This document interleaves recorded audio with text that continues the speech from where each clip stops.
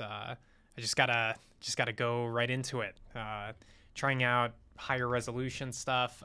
Probably what we're gonna do is fix the blinking LED circuit, or rather just get it working. So this is basically a recreation of that tutorial, but with all the stuff a little bit better, a little bit more fixed. I need to get up the chat here. So we'll be doing this. I'm also, last night I looked into some of the bugs that we were seeing with the, just display bugs. I don't know if it's live, but we might be able to look at some of the work. It looks like it failed to deploy. Oh, it passed deploy if it failed to release, which is fine. So I fixed some bug that I wasn't expecting to see, but this is the routing algorithm sort of like investigation tool. And so this is what I use for debugging how the routing algorithm is working. The routing algorithm is used both on the PCB, and then there's a schematic mode one. So this is the route, and then in the schematic view, what I do is I take the route and I simplify it. So it's a really hacky way to do it. Technically, the right way to do it is with this thing called a rectilinear Steiner tree solver. So that's the right way to solve for, I don't know if anybody's going to have, yeah, this is the right way to solve for a schematic path. In my view, this is the right way, but a little bit too much work to do this. I actually did do this, and I had a WASM implementation, but that WASM was such a pain in the ass to get working consistently across computers that I gave it up. So this is what, let's see, I wrote two things last night. I wrote a debugger for basically like the route solver. How it works is it decomposes a large routing problem into a lot of mini routing problems. And so how I got it to work consistently. Sorry, I'm trying to pull up my chat here. Double focus. I guess that's as good as that's gonna get. It's kind of weird because like with Restream, you have a chat window, but it's not optimized for the stream at all. So it's just like, it's a little bit hard to use. Anyway,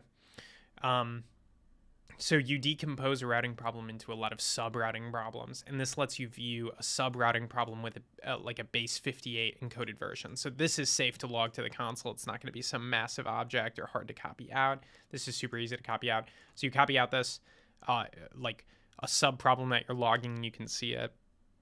So I reproduced an issue here where for some reason it like wasn't taking this bottom path, and I figured out why it wasn't. So that was last night, but it was pretty uninteresting towards our total goal here. So let's go ahead and start developing this, and let's see how far we get.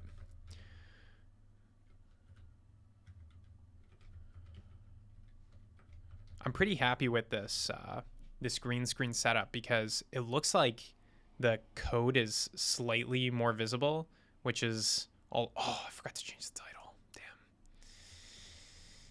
We're going to have 2 streams on April 15th. That's unfortunate. So it happens when you go fast. But like, look how much more visible the code is now. So much better. So much better. That background was like everything. I guess you can still kind of see it. I can like make it come into view very briefly. But yeah, I'm pretty happy about that. Just the fact that now I can basically use my entire screen and it's not going to be as much of a problem. I think I can move my guy a little bit to the right too. Maybe? I don't know. Although it's a little bit imperfect. I can see it like showing up a little bit there. Probably just the lighting in here. Yeah, I'm not sure. Anyway, doesn't matter. All right, so let's dive in. Let's open this guy up. Oh yeah, I also introduced this open in VS Code thing because I'm super lazy, and I think most people should be as well. There is another thing I want to check. I think the screen, I adjusted the resolution a little bit, so let's see, let's fix that.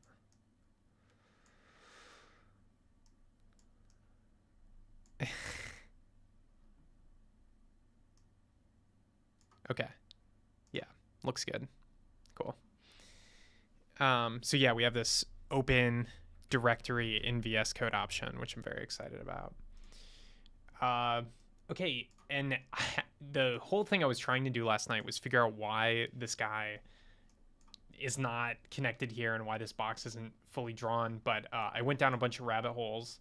One thing I did ascertain is that it is something to do with rounding with because it's it's a very approximate route solver, because like who cares the exact path? I mean, it could definitely be clearer. Like in this case, it's pretty messy. So we definitely want to optimize for clarity later, but for the most part, any approximate path will work. If you take a path that's clear, it's totally fine. So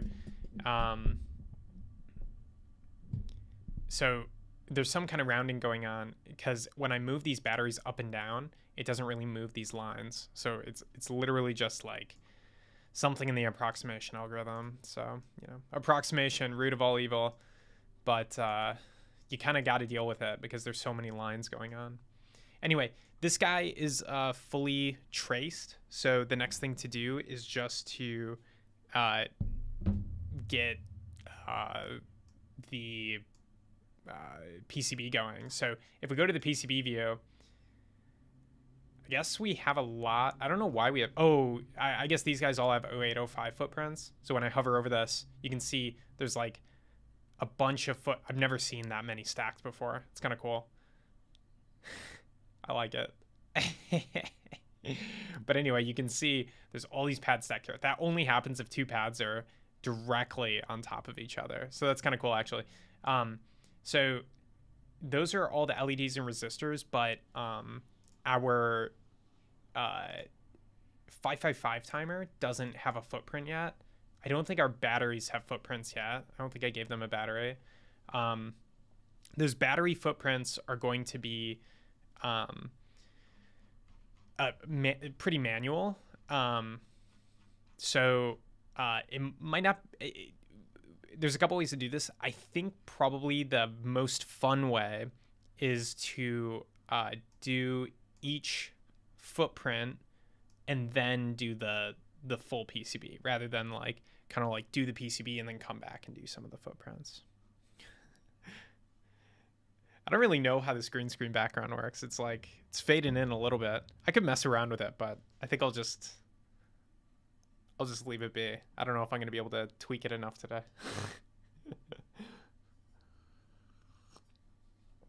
All right, cool. So yeah, let's go ahead and do it. The battery one is the most difficult. The switch is going to be pretty easy. Let's get the bug here going. So if I go to TS circuit issues, I should be able to see what we're looking at here. This is going to be a pretty short stream, and then hopefully I'll come online a little bit later. But unfortunately, I scheduled my yoga for 12:30, so can't miss that. Not an option. Oh my gosh. Wow, this is bugging me so much. It's just coming in and out. Oh, all right. I'll persist. I'll deal with it. I'll deal with it. So first assembled circuit, coin cell battery holder. If we open up this guy, PCB footprint symbol, and then we have some stuff here. I haven't had to convert any of these yet without a proper diagram. This is not a proper diagram. The silk screen on this is really cool. I kind of wish I could import this footprint, but that would be a little bit annoying to support right now. So this is the schematic diagram for the footprint diagram. Can I rotate this? Rotate counterclockwise, I think. Yeah. So this part on the right is telling you how to lay it out on the PCB. We don't have support for silkscreen, unfortunately, and I feel like they might assemble it wrong if I don't put the plus and minus there, because this is a symmetric design. They could put this down either way. Without the silkscreen, you really have no idea of knowing if it's all like hooked up with the machine. Like, yeah, I mean, maybe we just bet on the machine. It's going to be a big experiment to find out if you can literally assemble a PCB with like 0 markings. But let's see what unit. This looks maybe like millimeters. That's pretty big if it's millimeters. Yeah, millimeters. Okay. So you've got a 4.2. What's the height? Height is like 4. Because 26, 32, or no, 6? 6 divided by 2, 3. It's weird how they did this. It would be awesome to have a footprint constraint solver that could compute all this. I'm like 90% sure I could build that out pretty quickly, but we'll just do it manually because it's pretty simple.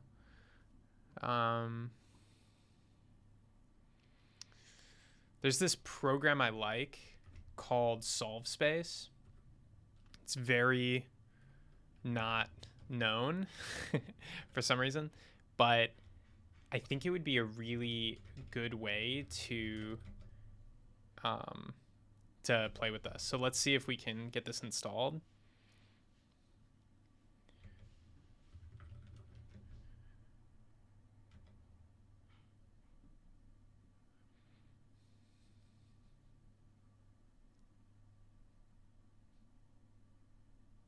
Okay, I think it's got to build some stuff. That's unfortunate. AUR SolveSpace bin. Let's see if they have a binary version of it. They don't. So SolveSpace is a little tool for dimensioning things. So I could just put these in, and then we could solve for, like, in our coordinate space what these are. But the math isn't too tricky. I just really want to do it in a proper program rather than like do it in Figma or something gross like that. Anyway, so to do the footprint, we go over to the battery, and actually we can create a new example for this. So battery, we can just create a battery example. So we'll import battery from lib/mycircuit, const battery example. So this is how you like are supposed to test subcircuits in TS circuit, so that you can like make sure that your sub circuits work. Okay, so this should be in our browser now. It should be available. So we now have battery. Okay. So nothing in the PCB view yet, but let's change that. We'll define a PCB or an SMT pad. Yeah. Oh man, I got to get a GPU going. This is, it's really struggling, my computer.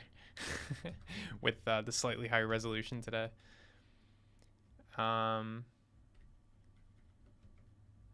So I think let's just get a pad on here, and then we'll figure out. I think it was 3 millimeters, and then height, or width 4 millimeters, height 3 millimeters. Or no, width was 4.2. Okay. So now we've got our pad. Whenever you do a pad, you want to give it some port hints. So we'll say this is the positive one. So yeah, it's perfectly centered. And then it's going to be 1.5 plus 26. I'm just doing some quick head math here. So negative 26 minus 3 divided by 2, 1.5. So basically just, it's like half of this and then that to get it to center. So now that should be where it's supposed to be. You can see the port hint was added there. Okay, and then same thing but non-negated for this one. And then we'll change this to negative. And that should handle the bottom. Looks like it got stuck. So we've been seeing this a little bit, but I don't think I have a reason why it's happening yet. But sometimes it just gets stuck on the supervacation. I think doing debug will tell us more. So we'll do debug. I'll just do debug star and we'll run it. So starting process.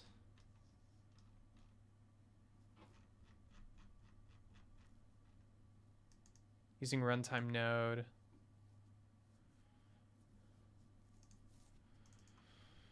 Yeah, I'm not sure. Let's try running the thing it runs. npx tsx. Wow, it's freezing up. It could be a real problem with the circuit here.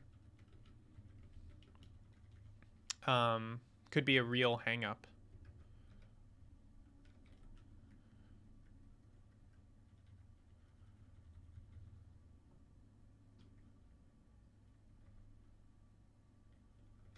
Let's try running it with bun. See if bun hits the same thing. Yeah, bun's hitting the same thing. So I don't think it's an issue with the runtime.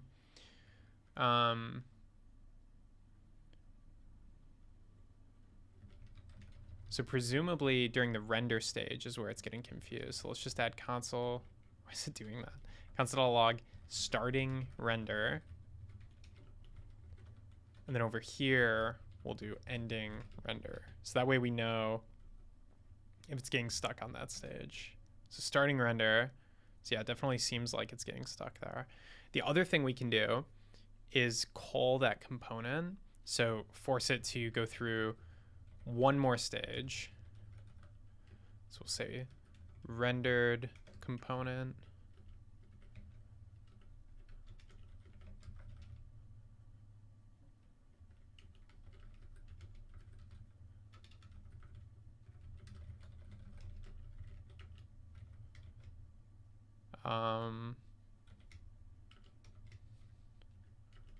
So console.log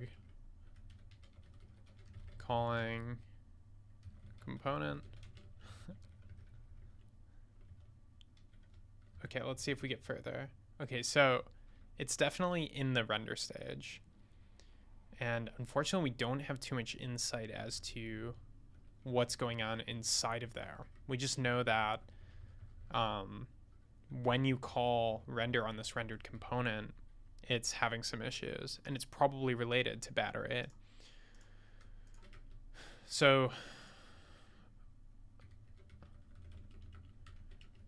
we have a pretty good reproduction if it is just that battery component causing issues. And yeah, it goes instantly. So let's see if it's the fact that it's two batteries. No, it's just that single battery is causing an issue.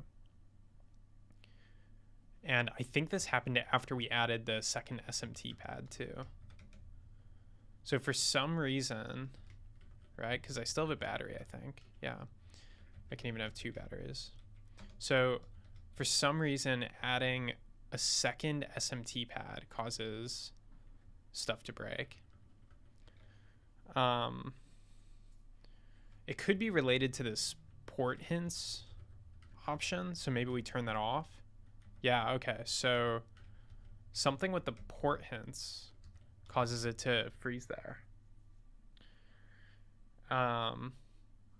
So pretty good reproduction for the builder. Can we get away with not doing this? I think we have to do this.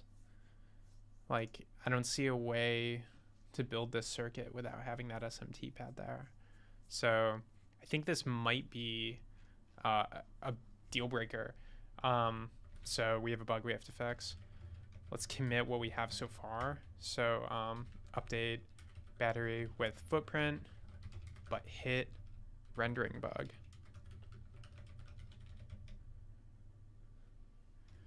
And then we'll go to the builder and we'll try to recreate this case, see why it's hanging. Get main. Looks like there's a diff here. Do we care about this diff? I'm just checking that we're all cleaned up. I don't think we care about that diff. I think I was trying to reproduce some issues with the trace debug different issue. Okay.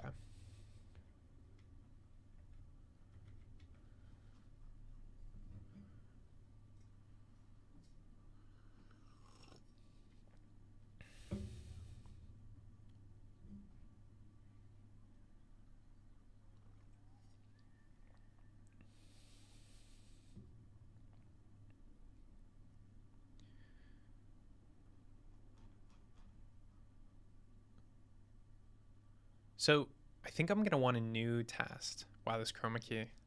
I'm just looking at this. Why does it do that? Ah, it's probably fine. It's so visible for moments in time. I think I need to pull it a little more taut too, get it more consistent. Whatever. First day of green screen. That's how it goes.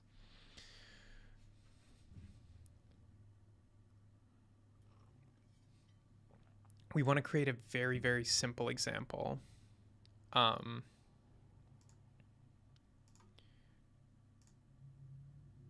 if I have like a bugs directory. Yeah, routing bugs. It's not really a routing bug. I don't know what to call it.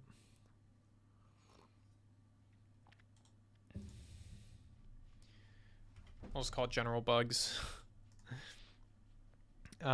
So let's say SMT pad causes freeze .test.ts. Let's get to it. I don't think I need anything else. So we'll do this. Zoom in. We're using Ava for our testing. SMT pad. Say second SMT pad causing builder to freeze.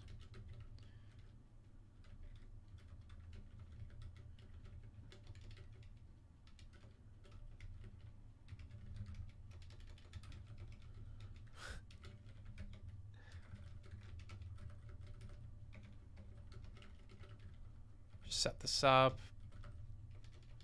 Pull in our soup logger in case we get that far. I don't know if we'll get that far. And we're going to add these SMT pads.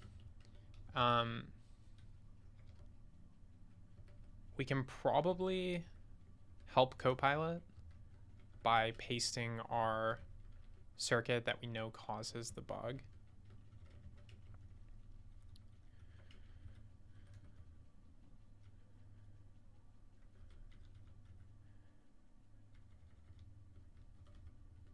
Whoops, pasted this in the wrong place.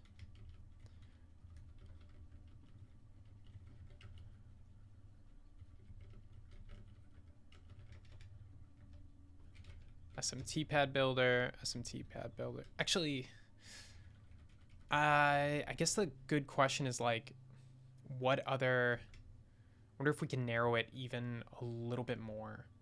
Like,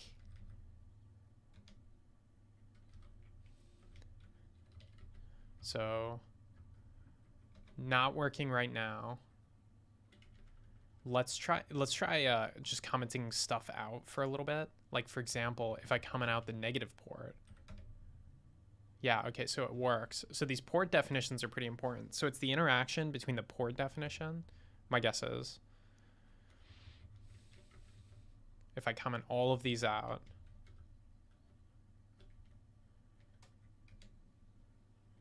Yeah, it's still gonna happen.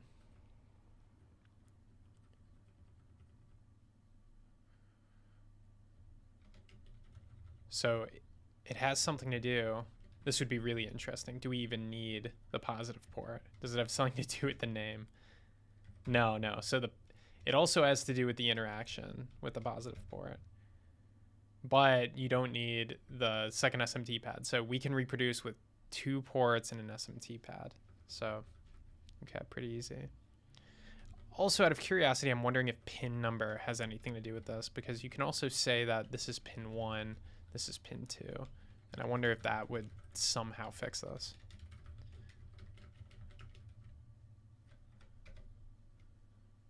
No. Okay. Unnecessary. All right, so that's our sort of simple reproduction. We should be able to create something like that. So generic component builder. So we're just translating this into the builder form, where it's a little bit easier to debug because it doesn't have to go through that whole React rendering pipeline thing. We're going to go to the ports. Actually, I think we can add a port directly.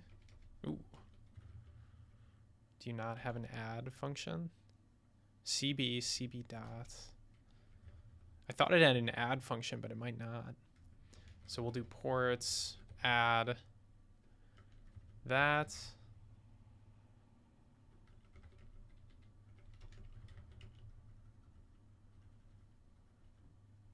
that right?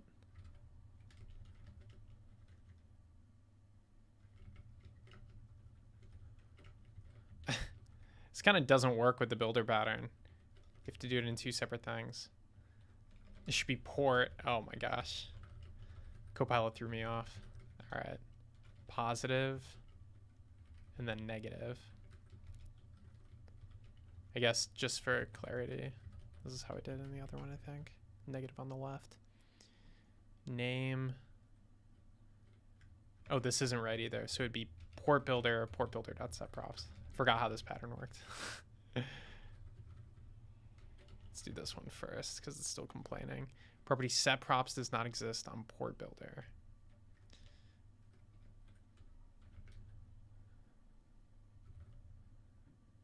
I guess you have to do it manually. You don't have a setProps function, so pb dot set name negative set schematic position set direction left. Oh, Copilot, you're killing me. Set schematic direction left. It's a little weird. All right.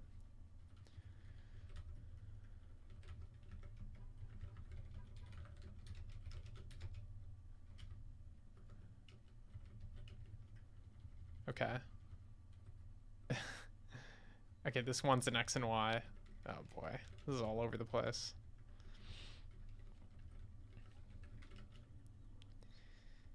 With React Fiber, you don't have to deal with any of this because it knows how to go between the layers, but it's pretty bad. Should probably fix all of these ergonomic issues. Should always just have set props, so everything is like super similar to React.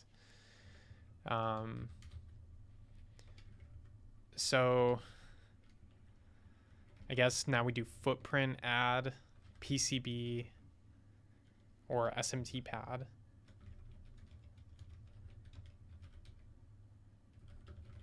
And this one does have set props.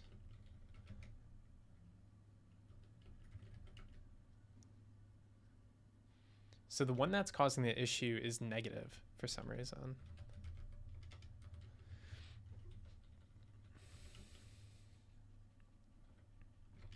And for some reason, this is also asking for a number. It's just all over the place.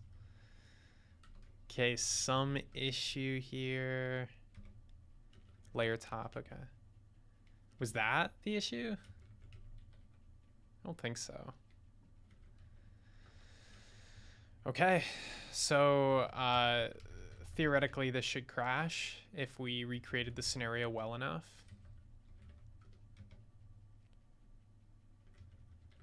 It didn't, it worked.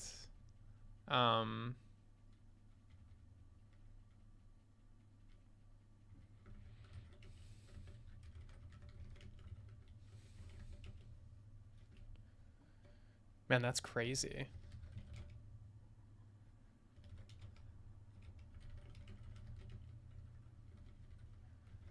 We're going to log it just to confirm that the setup is correct.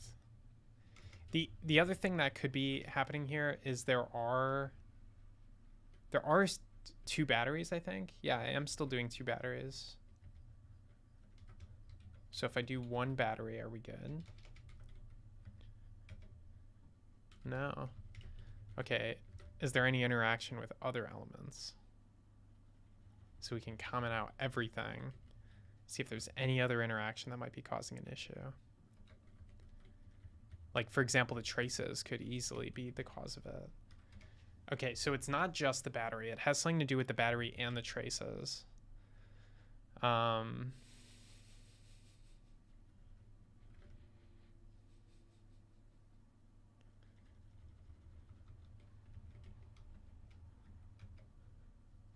Okay, so it's nothing related to that. So it's got to be one of these traces causing the issue. So right now we're only rendering B1. So any trace related to those 2 could be causing it.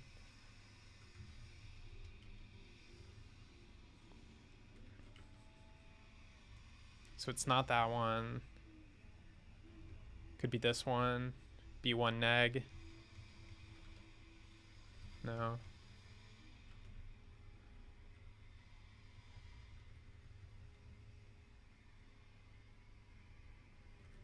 Just search for neg here. That's the only ones that involve neg. Let's try positive. Oh, that one worked. Okay. It took a while though.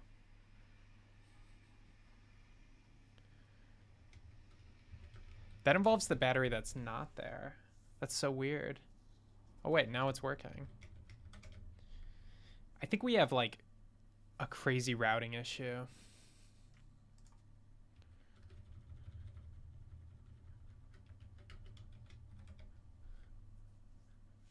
Where it's just super unoptimized. This trace doesn't exist. It shouldn't be able to find. Kind of seems like everything's working now. Although it does say I deleted something here. What did I delete? Probably just a new line. Yeah.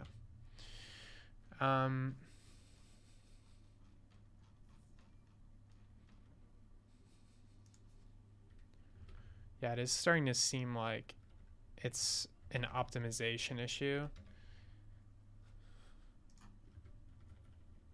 Watch just everything start working. Okay, so now 2 pads is causing the issue.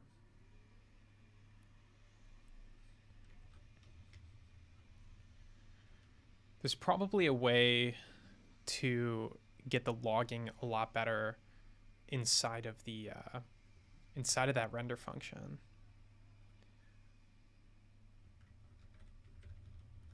Let's just hide traces for a bit. Traces do a lot of computation.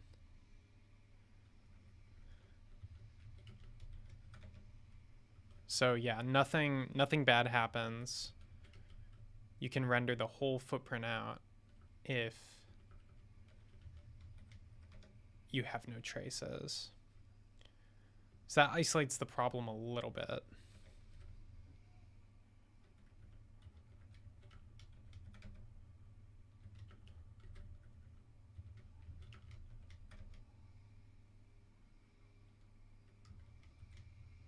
Wow, this is so weird. It gets stuck. This block seems to make a difference. Okay.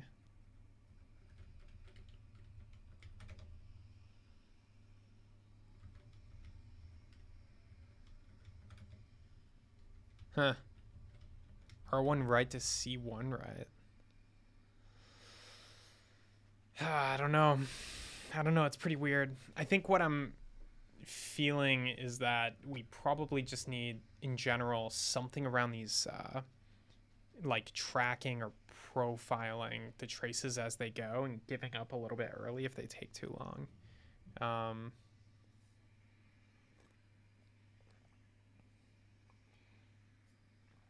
It might also be, last night I found out This could explain a lot, actually. Last night, I just found some like bugs in the routing library that would cause errors to be thrown, but I think those errors should be captured.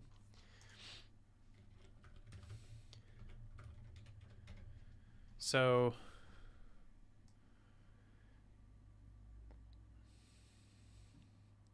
each trace solves itself, if I'm not mistaken. Oh, did this one eventually just finish?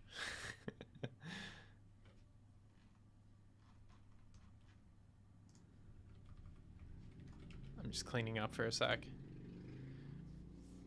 So I don't think we're going to get a good reproduction because of it seems like it's a trace issue and it can be caused by unrelated components.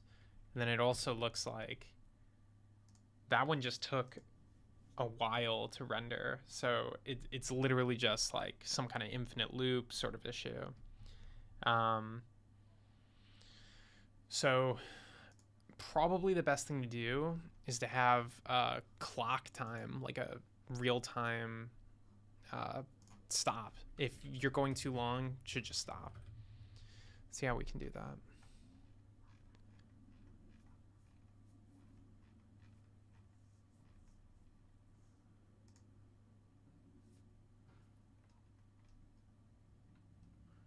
PCB route, PCB vias.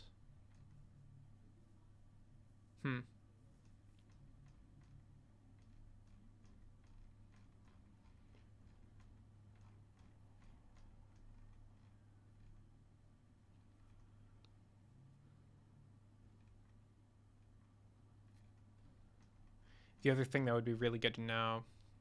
Yeah, see, it just takes a really long time to solve.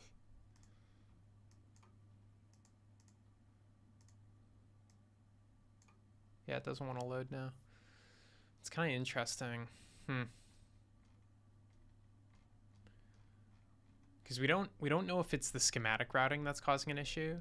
Although now that I think about it, since we're introducing pads, it's probably the PCB routing that's causing the issue. Because this started happening once we introduced new pads.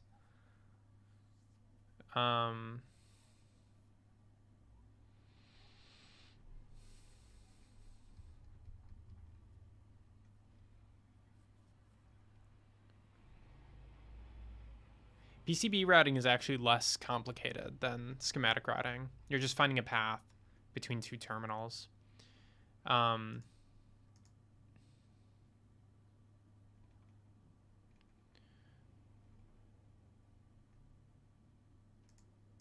Oh, but there was some really wonky stuff I had to fix, but I don't think it'll add computation time. I'm guessing what's happening is this function right here. This calls out to the routing library, the like main algorithm routing library. I'm guessing that this is just taking a long time, and it probably needs a clock time timeout, and maybe some kind of computational timeout if I'm able to measure that in some way. The best thing I could do would be to serialize this input somehow. And then feed the difficult problem into the routing library. So the only problem is, since this is the reproduction circuit, it's going to be a little bit hard. So I'm going to use a technique.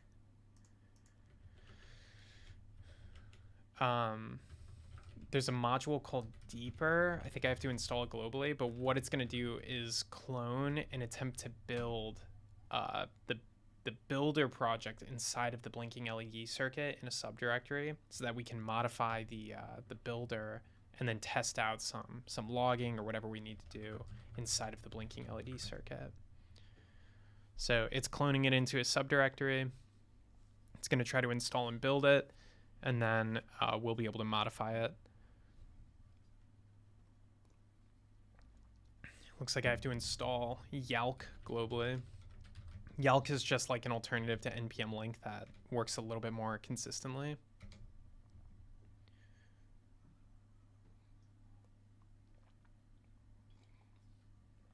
Cool. So now we can go into, there's this deeper directory now.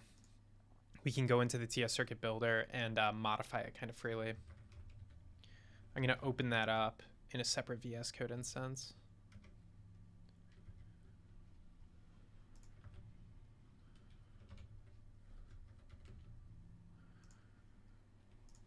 And then we're going to go to our trace builder.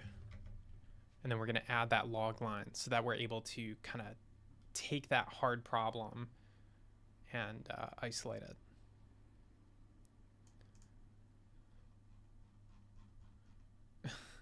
It's a really long file. PCB routing.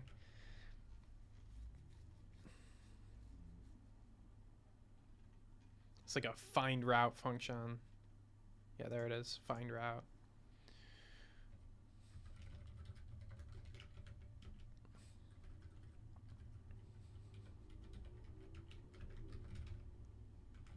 Find route params.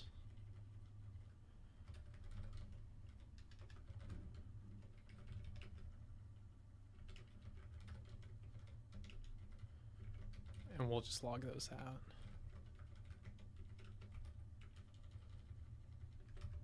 It might be a little bit thick. It's probably going to be a lot since we're solving so many other routes. Since we know the trace that's causing the issue is probably this last one. Actually, I don't think I verified if it was this one or that one. I'm guessing it's the this R3 right. Oh no, that went fast. And then this one goes. Whoops. Yeah, so now it should be slow. Okay, cool. So this is definitely the slow one. Traces don't currently impact each other. They aren't obstacles to each other. So I should be able to uncomment the other traces so that we only have one trace we're working with.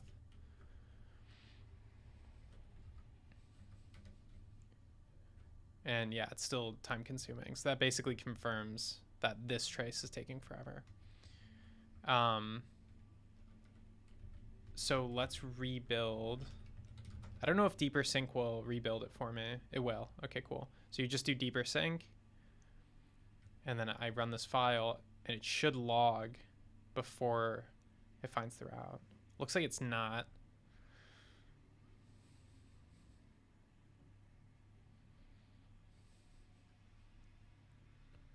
Could be the schematic causing issues.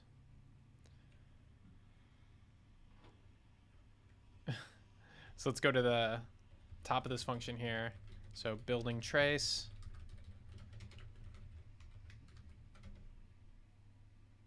Oh, right. Got to sync it.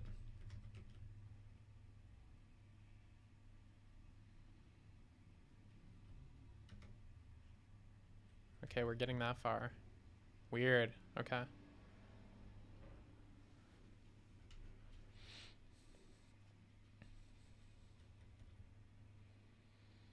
So what could be time consuming? Getting obstacles? I doubt it.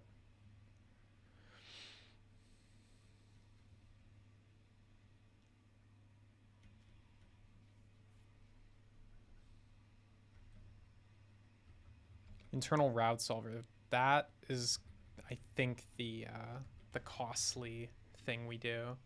So good log calling internal route solver.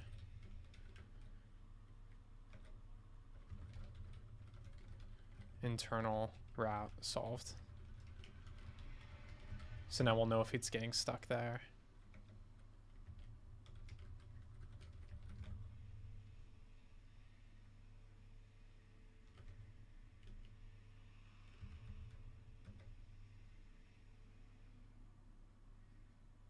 Wow. Okay. So it's in the schematic solution.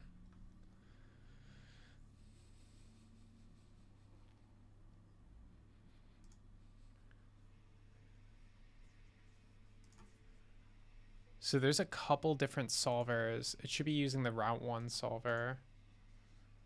And those are the pathfinding parameters. So we'll log this.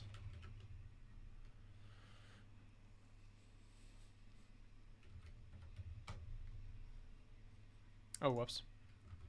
Always got to sync it.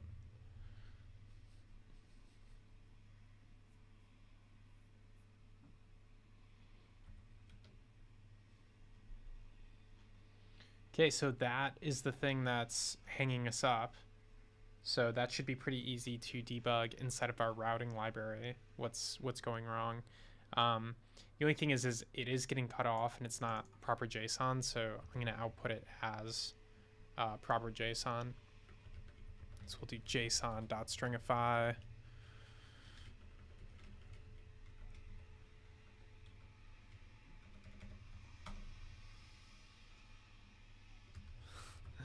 Gotta sync. Should really be like a sync watch, and then I wouldn't have this issue, but whatever. All right. Now we've got something pasteable. It's not too long. So, oh, and solve space finally.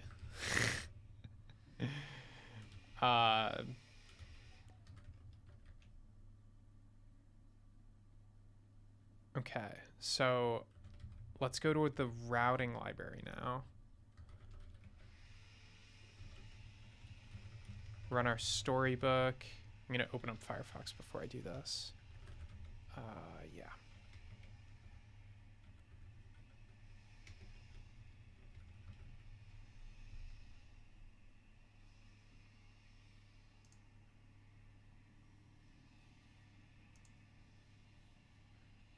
Paste JSON. All right, so I think this will work. Oh. Oh no. This is the problem with Linux, is sometimes you have like, yeah, weird copy paste stuff.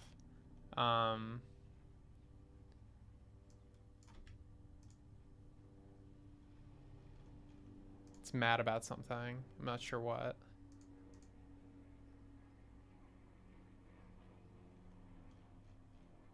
Non-white space character somewhere. I don't know.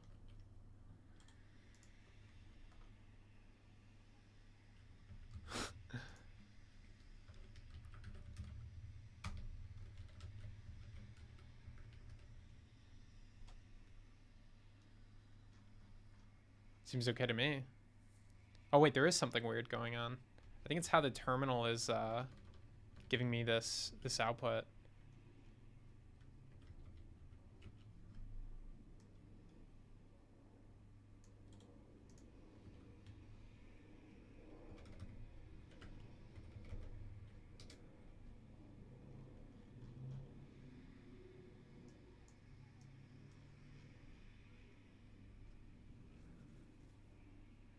This doesn't look right. What is going on? All right.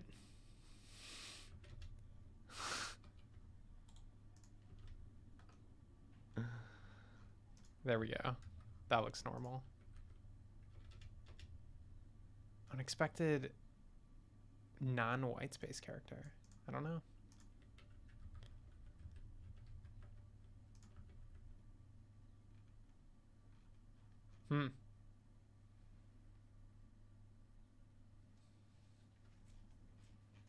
After JSON data. There's nothing there though.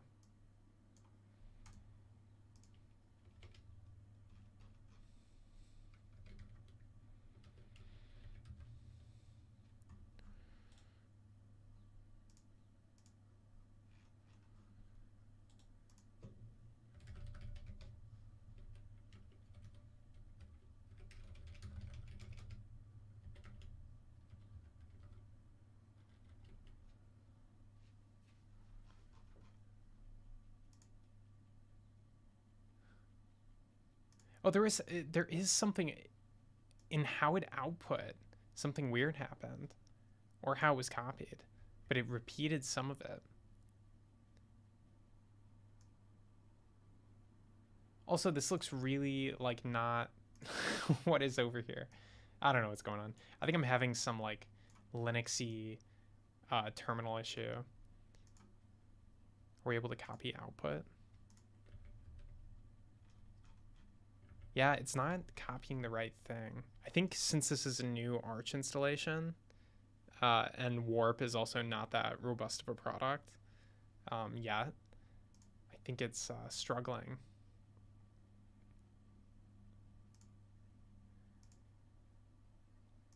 Let's create a link. Mess around with warp. See if we can get warp to figure it out for us. Yeah, it doesn't work. Copy. Who knows where that link goes? Yeah, none of that copying is working. Huh, interesting. That is interesting. Everything right in front of me, but not able to get it to the clipboard because of some bug with warp.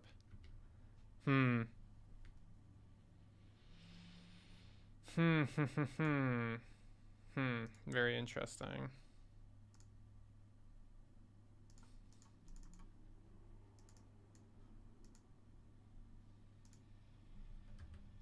Wow. Can I click it, open it? There we go. All right. Okay, presumably this works. Yeah, I think that works. Wow. Frustrating. Okay. All right, so that's the problem it's solving. That is breaking it. Super, super weird. The reason why this box is gray, it's actually a grid, but it's gray because the grid is really, really small. The segment size is 0.1. It's a really big search grid. It's like 500 by 500. Also, my view box might be a little bit bad. Yeah, actually, my view box is pretty bad. So let's change that. There we go. This is starting to look more reasonable. This thing is probably like...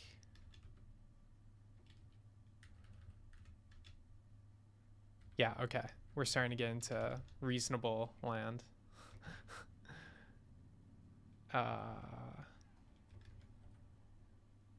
Okay. This is starting to resemble the actual circuit.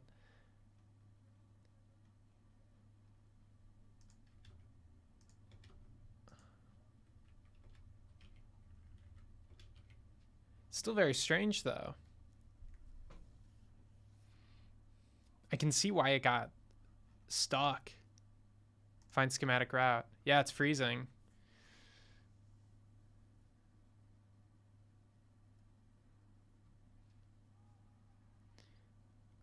Everything makes sense except for this part. This part doesn't make sense. Why is there this huge red block? Where does this huge red block come from? It froze my browser trying to find the schematic route. So that's totally a reproduction. That's super interesting. All right, so I guess I don't have a ton of time to dig into it. I got to go yoga, but... Oh, it did, and it does eventually find it. It goes way below. But this is not what the schematic looks like. If you remember what the schematic looked like a minute ago,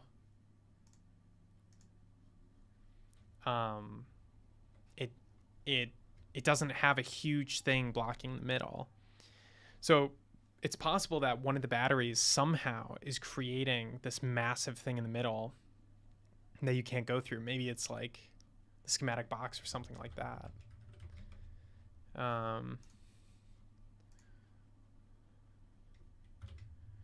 Let's see.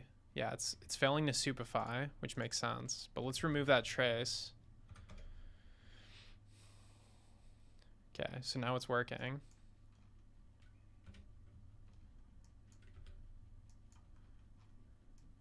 So you can see the resemblance between the two circuits. Like here you have like your resistor, capacitor, whatever. Over here you have that other thing that you can't route through.